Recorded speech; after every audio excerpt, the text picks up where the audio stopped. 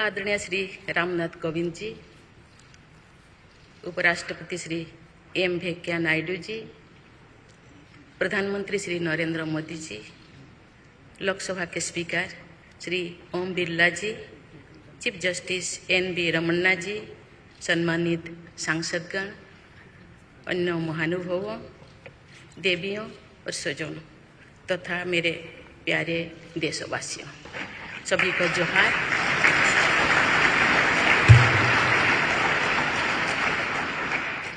भारत के सर्वोच्च संवैधानिक पद पर निर्वाचित करने के लिए मैं सभी सांसदों और सभी विधानसभा सदस्यों का हार्दिक आभार व्यक्त करती हूँ। आपका मत देश के करोड़ों नागरिकों के विश्वास की अभिव्यक्ति है। मैं भारत के समस्त नागरिकों की आशा, आकांक्षा और अधिकारों की प्रतीक इस पवित्र संसद से सभी देशवासियों का पूरी विनम्रता से अभिनंदन करता हूँ।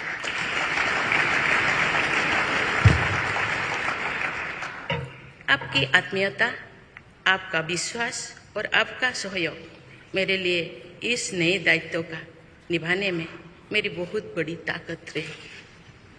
मुझे राष्ट्रपति के रूप में देश ने एक ऐसे महत्वपूर्ण कालखंड में चुना है जब हम अपनी आज़ादी का अमृत महोत्सव मना रहे हैं।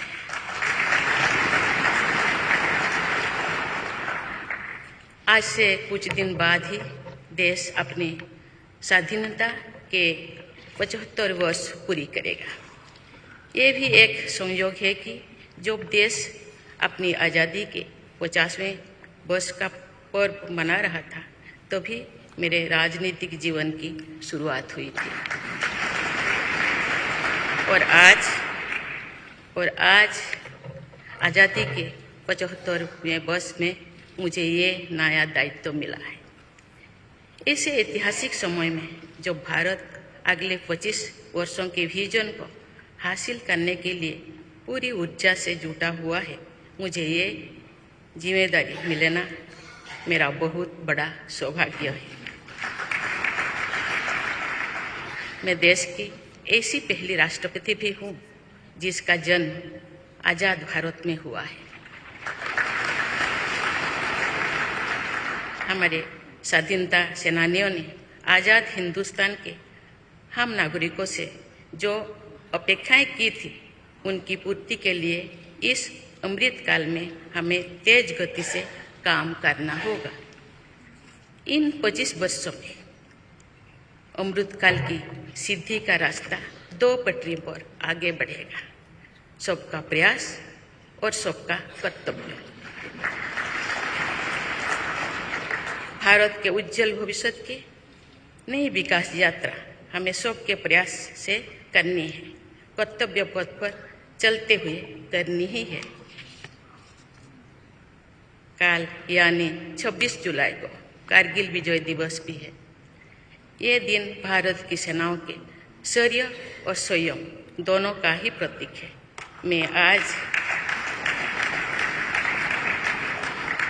मैं आज देश की सेनाओं को तथा देश के समस्त नागरिकों को कारगिल विजय दिवस की अग्रिम शुभकामनाएं देती हूँ।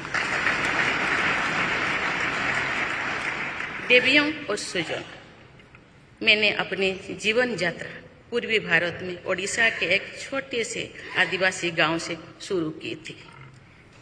मैं जिस पृष्ठभूमि से आती हूँ वहाँ मेरे लिए प्रारंभिक शिक्षा प्राप्त करना भी एक सपने जैसा ही था, लेकिन अनेक बाधाओं के बावजूद मेरा संकल्प दृढ़ रहा और मैं कॉलेज जाने वाली अपने गांव की पहली बेटी थी।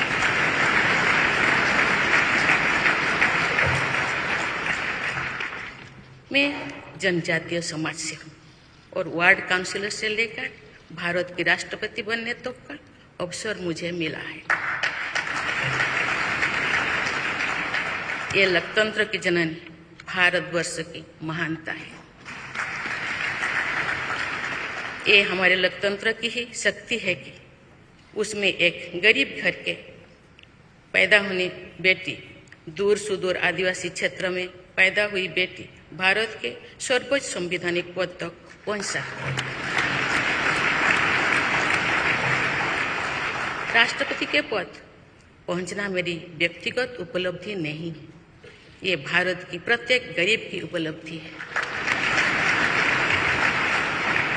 मेरा निर्वाचन इस बात का सबूत है कि भारत में गरीब सपने भी देख सकता है और उन्हें पूरा भी कर सकता है।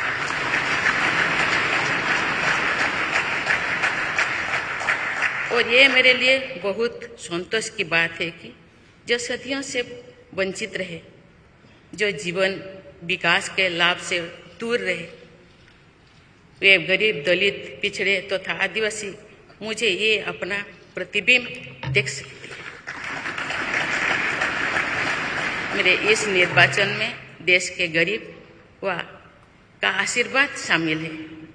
देश की करोड़ों महिलाओं और बेटियों के सपनों और सामर्थ्य की झलक है। मेरे इस निर्वाचन में पुरानी लीग से हटकर नए रास्ते पर चलने वाले भारत के आज के युवाओं का साहस भी शामिल है। ऐसे प्रगतिशील भारत का नेतृत्व करते हुए आज मैं खुद को गौरवान्वित महसूस कर रही हूँ। मैं आज समस्त देशवासियों को, विशेषकर भारत के युवाओं को तथा भारत की महिलाओं को ये विश्वास दिलाती हूँ कि इस पद पर कार्य करते हुए मेरे लिए उनके हित सर्वोपरि होंगे। देवियों और स्वजनों, मेरे सामने भारत के राष्ट्रपति पद की ऐसी महान विरासत है जिसने विश्व में भारतीय लोकतंत्र की प्रतिष्ठा का निरंतर मजबूत किया है। देश के प्रथम राष्ट्रपति डॉक्टर राजेंद्र प्रसाद से लेकर श्री रामनाथ कोविंद जी तक अनेक विभूतियों ने इस पद को सुशोभित किया है। इस पद के साथ साथ देश ने इस महान परंपरा के प्रतिनिधित्व का दायित्व भी मुझे सौंपा है। संविधान के आलोक में मैं पूरी निष्ठा से अपने कर्तव्यों का निर्वहन करूंगी। मेरे लिए भारत के लोकतांत्रिक सांस्कृतिक आदर्श और सभी देशवासी हमेशा मेरे ऊर्जा के स्रोत रहेंगे। देवियों और स्वजन, हमारे संवैधानिक संग्राम में, स्वाधीनता संग्राम में एक राष्ट्र के तौर पर भारत की नई यात्रा की रूपरेखा तैयार की है। हमारा स्वाधीनता संग्राम उन संघर्षों और बलिदानों की अविरल धारा है जिसने आज़ाद भारत के लिए कितनी ही आदर्शों और संभावनाओं की सिंचा था। पूज्य बापू ने हमें स्वराज, स्वदेशी, स्वच्छता और सत्याग्रह द्वारा भारत के सांस्कृतिक आदर्शों की स्थापना का मार्ग दिखाया था। नेताजी सुभाष चंद्र बोस, नेहरू जी, सरदार पटेल, बाबा साहेब अम्बेडकर, भगत सिंह, सुखदेव, राजगुरु, चंद्रशेखर आजाद जैसे अनगिनत स्वाधीनता सेनानियों ने हमें राष्ट्र के स्वाभिमान को सर्वोपरि रखने की शिक्षा दी थी। रानी लक्ष्मीबाई, रानी वेलु नाचियार, रानी गाइदिन्लु और रानी चेन्निमा जैसी अनेकों वीरांगनाओं ने राष्ट्र इच्छा और राष्ट्र निर्माण में नारी शक्ति की भूमिका को नई ऊर्जा दी है। संथाल क्रांति, पाइक क्रांति से लेकर कोल क्रांति और भील क्रांति ने स्वतंत्रता संग्राम में आदिवासी योगदान को और सशक्त किया। सामाजिक उत्थान एवं देश प्रेम के लिए धरती आबा भगवान बिरसा मुंडा जी के बलिदान से हमें प्रेरणा मिली थी। मुझे खुशी है कि आज़ादी की लड़ाई में जनजातीय समुदाय के योगदान को समर्पित अनेक म्यूजियम देश भर में बनवाया जा रहा है। देवियों और स्वजनों, एक संसदीय लोकतंत्र के रूप में 75 वर्ष में भारत ने प्रगति के संकल्प को सहभागिता एवं सर्वसम्मति से आगे बढ़ाया है। विविधताओं से भरे अपने देश में हम अनेक भाषा, धर्म, संप्रदाय, खान पान, रहन सहन, रीति रिवाजों का अपनाते हुए एक भारत श्रेष्ठ भारत के निर्माण में सक्रिय है। आज़ादी के 75वें वर्ष के अवसर पर आया है अमृतकाल। भारत के लिए नए संकल्पों का कालखंड है। आज मैं इस नए युग के स्वागत में अपने देश को नई सोच के साथ तत्पर और तैयार देख रही हूँ। भारत आज हर क्षेत्र में विकास का नया अध्याय जोड़ रहा है। कोरोना महामारी के वैश्विक संकट का सामना करने में भारत ने जिस तरह का सामर्थ्य दिखाया है, उसने पूरे विश्व में भारत की साख बढ़ाया है।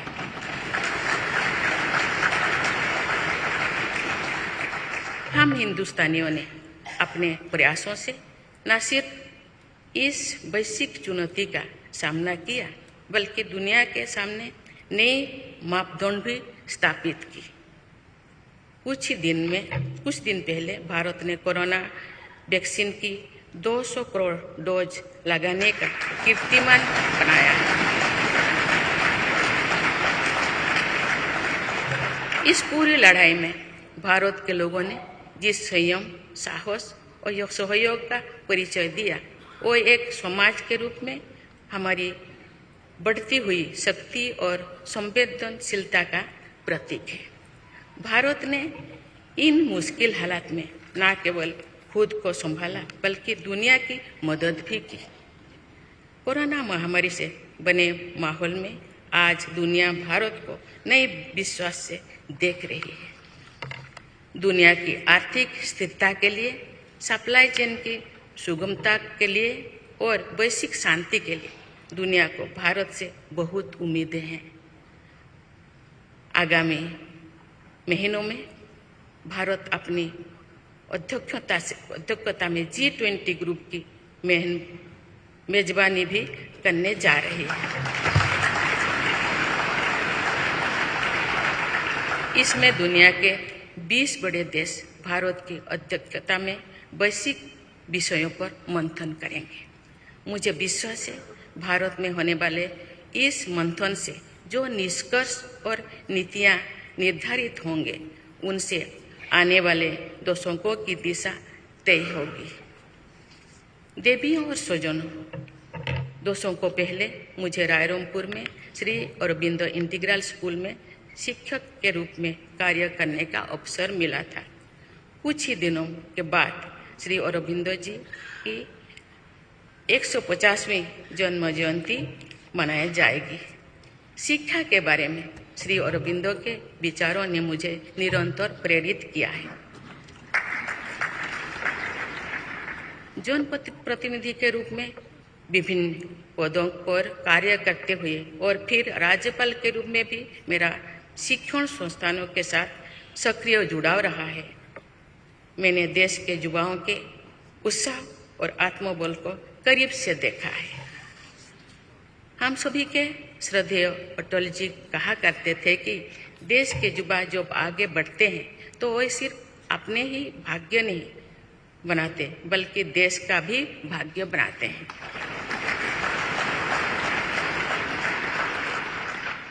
आज हम इसे सोच होते देख रहे हैं। वोकल फॉर लोकल से लेकर डिजिटल इंडिया तक हर क्षेत्र में आगे बढ़ रहा आज का भारत विश्व के साथ कदम से कदम मिलाकर औद्योगिक क्रांति 4.0 के लिए पूरी तरह भारत तैयार है। रिकॉर्ड संख्या में बन रहे स्टार्टअप्स में, नए नए इनोवेशंस में, दूर सुदूर क्षेत्रों में डिजिटल टेक्नोलॉजी की स्वीकार्यता में भारत के युवाओं की बड़ी भूमिका है। बीती वर्षों में भारत ने जिस तरह महिला सशक्तिकरण के लिए निर्णय लिए हैं, नीतियां बनाई गई है, इससे भी देश में एक नई शक्ति का संचार हुआ है। मैं चाहती हूँ कि हमारी सभी बहनें व बेटियां अधिक से अधिक सशक्त हो तथा वे देश के हर क्षेत्र में अपना योगदान बढ़ाती रहें। मैं अपने देश के युवाओं से कहना चाहती हूँ कि आप न केवल अपने भविष्य का निर्माण कर रहे हैं, बल्कि भविष्य के भारत की नींव भी रख रहे हैं। देश के राष्ट्रपति के तौर पर मेरा हमेशा आपको पूरा सहयोग रहेगा। देवियों और सूजन, विकास और प्रगतिशीलता का अर्थ निरंतर आगे बढ़ना होता है, लेकिन साथ ही अपने अतीत का ज्ञान भी उतना ही आवश्यक है। आज जो विश्व सस्टेनेबल प्लैनेट की बात कर रहे हैं, तो उसमें भारत की प्राचीन परंपराओं, हमारे अतीत की सस्टेनेबल लाइफस्टाइल की भूमिका और बढ़ जाती है। मेरा जन्म तो उस जनजातीय परंपरा से हुआ है जिसने हजारों वर्ष से प्रकृति के साथ तालमेल बनाकर जीवन को आगे बढ़ाया है। मैंने जंगल और जलाशयों के महत्व को अपने जीवन में महसूस किया है।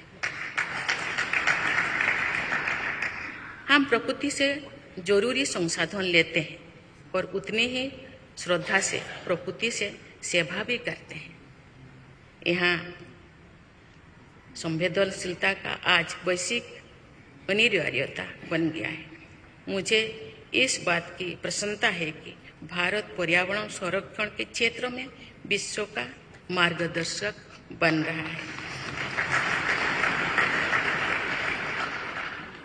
देवियों और स्वजन, मैंने अपने अब तक के जीवन में जन सेवा में ही जीवन की सार्थकता को अनुभव किया है।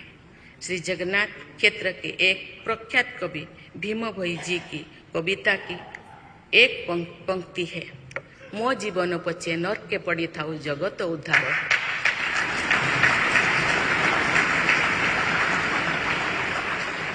अर्थात अपने जीवन के हित और हित से बड़ा जगत कल्याण के लिए कार्य करना होता है।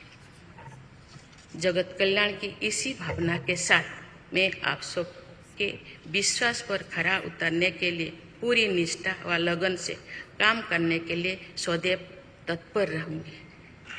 आइए हम सभी एकजुट होकर समर्पित भाव से कर्तव्य पथ पर आगे बढ़े तथा वैभवशाली व आत्मनिर्भर भारत का निर्माण करें। धन्यवाद। जय हिंद, जय भारत।